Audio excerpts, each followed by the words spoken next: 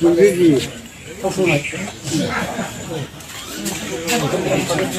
ओमफ्राय दै दौनाय माबानायखौ माबाखौ